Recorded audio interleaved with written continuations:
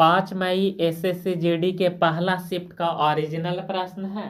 Video अच्छा लगे तो इस चैनल को सब्सक्राइब कर देना। पहला प्रश्न है, निम्नलिखित में से शुद्ध वर्तनी वाला शब्द कौन सा है? तो इसका सही आंसर हो जाएगा ऑप्शन बी। अगला प्रश्न है, यदि जनवरी 2019 का अंतिम दिन गुरुवार था तो सितंबर 2019 में अंतिम बुधवार की तारीख क्या था? तो उस दिन तारीख था 25 दिसंबर 2019। तो इसका सही आंसर हो जाएगा ऑप्शन बी। अगला प्रश्न है, गैर नृत्य उत्सव में कौन सा वाद्य यंत्र मुख्य रूप से बजाया जाता है? तो ढोल और बांकिया बजाया जाता है।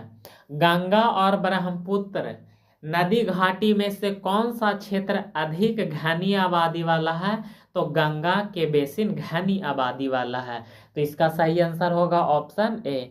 दो संख्या का HCF 36 है और तीसरा नंबर 18 है, तो इन तीनों संख्या का HCF क्या होगा? तो ये तीनों संख्या का HCF या मासा 18 होगा। तो इसका सही आंसर होगा ऑप्शन सी।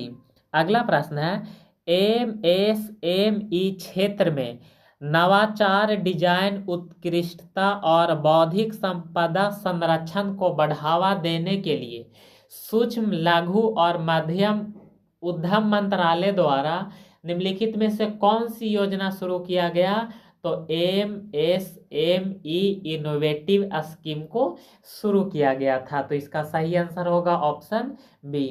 भारतीय संविधान के किस अनुच्छेद के तहत राज्य के राज्यपाल की नियुक्ति भारत के राष्ट्रपति के द्वारा किया जाता है? तो अनुच्छेद 155 के द्वारा। अगला प्रश्न है, 3 घंटियां क्रमशः 90 सेकेंड, 120 सेकेंड और 150 सेकेंड के अंतराल पर बजती है। यदि वे सभी एक साथ बजती है तो वे अगली बार कितने समय बाद एक साथ बजेगा? तो 30 मिनट के बाद एक साथ तीनों के तीनों घंटी बजेगा। तो इसका सही आंसर हो जाएगा ऑप्शन सी, 30 मिनट। अगला प्रश्न है, जैन आगम मूलतः किस भाषा में रचे गए थे जो उस समय की आम लोगों की भाषा था? तो प्राकृत भाषा में रचना किया गया था, जिसको अर्धमागधी भी कहा जाता है। अपराध स्थल पर पाया गया वह व्यक्ति जिस पर अपराध करने का संदेह हो कानूनी भाषा में क्या कहलाता है?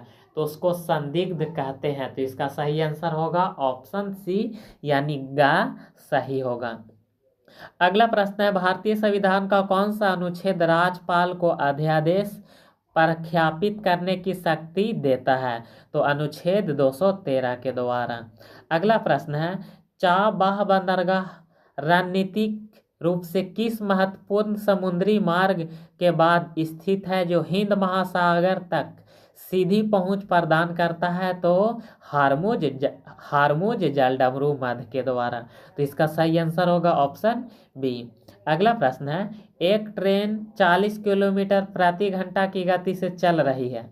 यदि ट्रेन की लंबाई 200 मीटर है तो प्लेटफॉर्म पर खड़े एक व्यक्ति को पार करने में उसको कितना समय लगेगा? तो इसको हल करने पर समय निकल कर आएगा 18 सेकेंड। निम्नलिखित में से शुद्ध वर्तनी वाला शब्द का चयन करें।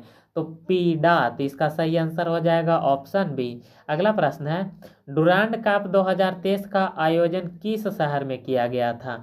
तो इसका आयोजन कोलकाता, गुवाहाटी और कोरकाझार में किया गया था। तो इसका सही आंसर हो जाएगा ऑप्शन ए। अगला प्रश्न है, किस शहर को भारत का मैनचेस्टर कहते हैं? तो अहमदाबाद को भारत का मैनचेस्टर कहते हैं। पुलिस द्वारा रात में घूमने या पहरा देने को क्या कहते हैं? तो उसको गश्त लगाना या पेट्रोलिंग कहते हैं। अगला प्रश्न है, एक नल एक टंकी को 100 मिनट में भर सकता है, तो 80% भाग कितने सेकेंड में भरेगा? तो 4800 सेकेंड में 80% भाग को भर देगा। तो इसका सही आंसर हो जाएगा ऑप्शन सी। अगला प्रश्न है, 12 भुजा वाला एक वर्ग के विकर्ण की लंबाई क्या होगा? तो इसको हल करने पर इसका विकर्ण निकल कर आएगा 12√2 सेंटीमीटर। अगला प्रश्न है, एक व्यक्ति जिसने अपराध होते हुए देखा है, पुलिस की भाषा में उसको क्या कहते हैं? तो उसे साक्षी या गवाह कहते हैं। अगला प्रश्न है, निम्नलिखित श्रृंखला में गलत संख्या ज्ञात करें। तो इसमें गलत संख्या है 19, तो इसका सही आंसर होगा ऑप्शन सी। किस नदी को दूसरी गंगा या दक्षिण गंगा के नाम से जानते हैं? तो गोदावरी को दक्षिण गंगा के नाम से जानते हैं। और यहाँ से एक बात और याद रखिएगा, जब सवाल पूछेगा दक्षिण भारत के सबसे लंबा नदी कौन है, तो गोदावरी। और दूसरा प्रश्न यदि इस तरह से पूछेगा भारत के सबसे लंबा नदी कौन है, तो हो जाएगा गंगा। और वीडियो अच्छा लगे तो इस चैनल को सब्सक्राइब कर देना।